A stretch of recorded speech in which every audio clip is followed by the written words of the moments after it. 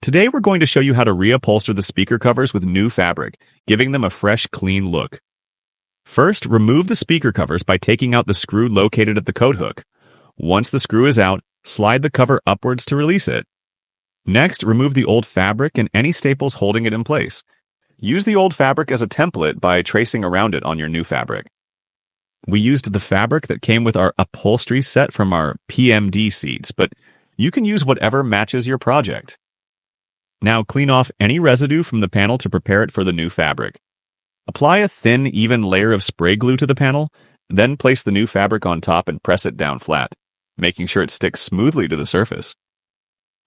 For added durability, we applied some superglue around the edges to give the fabric extra strength. Once everything is secure, simply put the speaker cover back into the car. The new fabric makes it look clean and refreshed, like new. If you have any questions about the process, feel free to ask in the comments. Thanks for watching.